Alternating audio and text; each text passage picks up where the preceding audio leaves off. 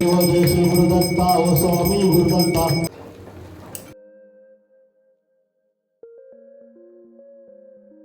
নমস্কার, কেমন আছেন সবাই? প্রবাসী লাইফস্টাইলের আর একটা ব্লগে সবাইকে স্বাগত। আজকে শনিবার, আজকে গণেশ চতুর্থী। ভগবানের আশীর্বাদ আমাদের এবং আপনাদের সবার উপরেই থাকুক সারা বছর, এই কামনাই করি ভগবানের কাছে। আপনারা সবাই জানেন মহারাষ্ট্রের এটা খুব ফেমাস পুজো। যেমন আমাদের দুর্গা পুজো খুব ফেমাস থাকে, এদের গণেশ পুজোটা খুব ফেমাস। তো আমরা যেহেতু মহারাষ্ট্রে আছি, মুম্বাইতে, তো এখানে প্রচুর এই পুজোটা হয়। এখানেও অলিতে গলিতে প্রচুর এই পুজোটা হয় এবং খুব ধুমধাম করে এই পুজোটা হয়। আজকে বাচ্চাদেরও ছুটি, এমনিতে শনিবার করে ছুটি থাকে তারপরে গণেশ পুজোর জন্য। আর আজকে হাজব্যান্ডের অফিস থেকেও ছুটি দিয়েছে। সকাল থেকে ওরা তিনজনে ঘুমোচ্ছিল, আমি গিয়েছিলাম মর্নিং ওয়াকে। ভিডিওর প্রথমে যে দেখলেন ওখানে রাস্তায় ওটা দেখেছি, গণেশ ঠাকুর নিয়ে যাচ্ছে সবাই বেশ সুন্দর করে ড্রেস আপ করে। আমাদের সোসাইটি উনো বিল্ডিংয়ের যে গণেশ পুজোটা হচ্ছে ওটার গণেশ ঠাকুরটা কাল রাত্রে নিয়ে এসেছে। আর ভিডিওর প্রথমে যেটা দেখলেন ওটা আমি রাস্তায় ওয়াকিং করতে গিয়ে ওই ভিডিওটা বানিয়েছিলাম। ওরা তিনজনে এখন হল রুমে আছে, আমি এই ফাঁকে বিছানাটা গুছিয়ে নিচ্ছি। তবে বেশি সময় থাকবে না এইভাবে সুন্দর করে গোছানো, কারণ ছেলে মেয়ে বাড়িতে থাকলে ছেলে বিশেষ করে বিছানা পুরো ঘেঁটে চটকে দেয়। ও বিছানার উপরে লাফালাফি দৌড়াদৌড়ি অনেক কিছুই করে ও। তো আজকের তাড়াতাড়ি রান্না করে নিচে যাব। আজকে 11:30টার সময় গণপতি স্থাপনা আছে, ওই সময় পুজোটা শুরু করবে, পণ্ডিতজি আসবে। তো ওই সময় আমরা চান টান করে সবাই যাব, এই জন্য এখন গুছিয়ে ফেলছি। এখন বাজে প্রায় 9টা মতন। এখানে গণেশ পুজোটা 11 দিন মতন হয়, তার মধ্যে যে যেমনভাবে রাখে। এখানে বাড়িতেও প্রচুর লোক আছে যারা গণেশ ঠাকুর বাড়িতে নিয়ে আসে, পুজো করে, সেবা করে, তারপরে আবার বিসর্জন দেয়। আবার বিভিন্ন প্যান্ডেলেও হয়।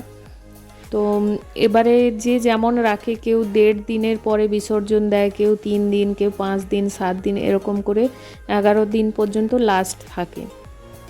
তো আমাদের সোসাইটিতে 5 দিনের জন্য হবে, কারণ তারপরে স্কুল খুলে যাচ্ছে বাচ্চাদের। তো এই 5 দিনই রেখেছে, 5 দিন পরে বিসর্জন হয়ে যাবে। তবে আমি দেখেছি আমরা বাঙালিরা যেভাবে পুজোগুলো সেলিব্রেট করি, যেমন ধরুন আমাদের মেন পুজো দুর্গা পুজো, দেখতে গেলে 4 দিন, কিন্তু আমরা আগে পিছে করে অনেকগুলো দিন সেলিব্রেট করি। এবং ওই সময় একটা মহলই আলাদা থাকে, মাইক বাজতে থাকে, বাজনা থাকে, প্যান্ডেলে সবসময় ভিড়, আনাগোনা, ঠাকুর দেখা, তারপরে মেলা বসে, বিকেলে খাওয়া দাওয়া, ফাংশান বিভিন্ন রকম হয়। তো ওই সময়টা চারিদিকটা একটা পুজোর মহল থাকে, আনন্দ খুশি এবং এত রমরমা থাকে, যার জন্য মন এমনিতেই আপনি বাড়িতে যাই করুন না কেন, অফিস থাকুক বা কাজ থাকুক, যাই থাকুক, কিন্তু মনটা খুশিই থাকে, কারণ মহলটাই ওই রকম থাকে। কিন্তু আমি অন্যান্য স্টেটে দেখেছি অতটা ঠিক এইভাবে ওরা সেলিব্রেট করে না, ওদের সেলিব্রেট করার প্রসেসটা আলাদা। এটা যদিও আমার ওপিনিয়ন, এটা সবার সাথে ম্যাচ নাও হতে পারে। কিন্তু আমি গুজরাটেও ছিলাম বা মহারাষ্ট্রে, এখানেও দেখছি পুজোর কটা দিন, ওই দিন মানে মেন আরতিটা ওদের খুব ফেমাস থাকে, আরতির সময় খুব রমরমা হয়। তারপরে ছোটোখাটো ফাংশান থাকে, কিন্তু সব জায়গায় নয়, কোথাও কোথাও থাকে। এবং এই যে ধরুন মাইক বাজা করা, এইগুলো কন্টিনিউয়াস হয় না, এগুলো মানে ওই আরতির সময় বা একটু পুজোর যখন হচ্ছে তখনই একটু হয়, তারপরে আবার চুপচাপ হয়ে যায়। তারপরে এই সময়ে ফেস্টিভ্যালের সময় অফিস চালু থাকে, স্কুল চালু থাকে। যেমন এখানে দেখুন 11 দিনের গণেশ পুজো, কিন্তু 4 দিনই ছুটি দিয়েছে। তো বাচ্চারা স্কুলে তো যেতেই হবে, তো ফেস্টিভ্যাল সেলিব্রেশন তারা ধরুন ফাংশান যদি হয় তারা কীভাবে এনজয় করবে। আবার গুজরাটেও দেখেছি নবরাত্রি, যেটা আমরা দুর্গা পুজো সেলিব্রেট করি, ওরা 9 দিন সেলিব্রেট করে নবরাত্রি। তো ওখানেও দেখেছি যখন নবরাত্রি চলে তখন কিন্তু স্কুল চালু আছে, অফিস চালু আছে, সব কিছুই, শুধু দশেরার দিন একদিন ছুটি, আর মাঝখানে শনি রবিবার পড়লে ছুটি থাকে। আর যেসব স্কুলগুলোতে বাঙালি প্রিন্সিপাল আছে উনি ওই অষ্টমীর দিন ছুটিটা দেন, বাকি সব স্কুল কিন্তু চালু থাকে। তো তো ওরা কিভাবে এইগুলো সেলিব্রেট করবে বলুন? যদি রাত্রে কিছু ফাংশান থাকে তাহলে এনজয় করবে কি করে? পরের দিন স্কুল আছে, অফিস আছে, প্রত্যেকের রেগুলার কাজে যেতে হবে। তাহলে ওই রকম করে কি জানি, আমার তো অতটা মজা আসে না। কিন্তু আমরা যেমন বাঙালিরা যেভাবে পুজোগুলো সেলিব্রেট করি, শুধু দুর্গা পুজো কেন, আমরা কালী পুজোর সময় হোক, সরস্বতী পুজোর সময় হোক, আমরা কত সুন্দর করে সেলিব্রেট করি। ওই সময়গুলো একটা পুজোর মহল হয়, চারিপাশটা যেন একটা কি ঢাকের আওয়াজ থাকে, মাইকের আওয়াজ থাকে, বিভিন্ন বাজনার আওয়াজ থাকে, তখন মনটা খুব ভালো থাকে। তবে আমরা যে এই বাইরে থাকি, এখানে যে দুর্গা পুজোগুলো হয়, মহারাষ্ট্রে বলুন বা গুজরাটেও দেখেছি, ওখানে কিন্তু ওয়েস্ট বেঙ্গলের মতন খানিকটা রাখা হয় পরিবেশটা। মেলা বসে, ওখানে বাচ্চাদের খেলার জায়গা হোক, খাওয়া দাওয়া হোক, বা নাটক গান এগুলো থাকে। কিন্তু ওই সময় আবার স্কুল অফিস থাকার জন্য আমরা একটু সময় ধরুন ফাংশানটা দেখছি, তারপরে হয়ে গেল কি পরের দিন স্কুল আছে, চলো চলে যেতে হবে। যেদিন শনি রবিবার থাকে ওই দিন একটু বসে হয়তো দেখলাম। যাই হোক, এখন আমরা যেই স্টেটে আছি সেই স্টেটের পুজোগুলো এইভাবেই এনজয় করি। কিন্তু মনটা ওই বাঙালি দুর্গা পুজো বা যে কোনো ফাংশান ওটার দিকেই থাকে বেশি, যে আমরা মনে হয় ওটা বেশি ভালো এনজয় করি ওই সময়টা। আজকের দুপুরে বানাচ্ছি রাজমা আর ভাত।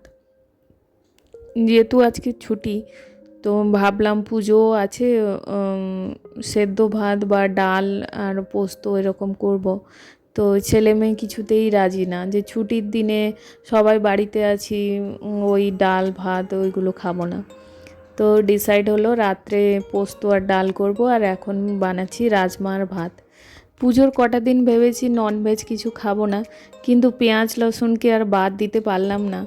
কারণ রাজমা রান্না করতে গেলে শুধু আদা দিয়ে হবে না, আর টেস্ট একদমই বেকার হবে। তো পেঁয়াজটা দিয়েই বানালাম। আমি আবার এত নিয়ম কানুন এত কিছু মানতেও পারি না। আমি বেসিক্যালি দেখি যে আমার আশেপাশে যে মানুষগুলো আছে তারা মন থেকে খুশি কিনা। ঠাকুর দেবতা করে নিয়ম কানুন বানিয়ে দেখছি যে তারা দুঃখী হয়ে গেল। চলুন, গল্প করতে করতে রান্নাটা হয়ে গেছে, এখন চান টান করে প্যান্ডেলে যাব। नेति नेति शब्द नये अनुमाना सर्वलोकी होमी समाधि दाना। जय देव जय श्री गुरुदत्ता ओ स्वामी गुरुदत्ता। आरती ओ आरता हरि भोजिता जय देव। व्यापी तू एक दत्त आभाग से कची न कही मात। पराही परत्रिय कैसा हा एक जन्म मरणाचा परलासी अंत। जय देव जय श्री गुरुदत्ता ओ स्वामी भक्ताला कल्पामेशस्माने परिपालन केला। प्रसन्न हो मुनी आशीर्वाद दिला जन्म मरणाचा फेरा तुटविला। जय देव जय श्री गुरुदत्ता ओ स्वामी गुरुदत्ता। आरती वाईता हरी भोजिता जय देव दत्त दत्त ऐसे लागले ज्ञान हारमले मान झाले उन्माना। প্যান্ডেল থেকে ফিরে এসেছি, এখন বাচ্চা দুটো ওই গার্ডেনে খেলছে। তো আমি একটু বসলাম, ওর বাবাও এখানে ফোনে কথা বলছে। এদিকে আবার ভগবানের আরতি হলে সবাইকে করতে দেয়।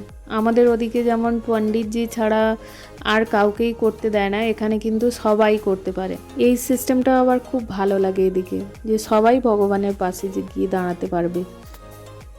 আজের ব্লগটা তাহলে এখানেই শেষ করছি। ভালো থাকবেন সবাই, সুস্থ থাকবেন। দেখা হবে অন্য নতুন আর একটা ব্লগে। ভিডিওটা ভালো লাগলে একটা লাইক আর সাবস্ক্রাইব করে দেবেন।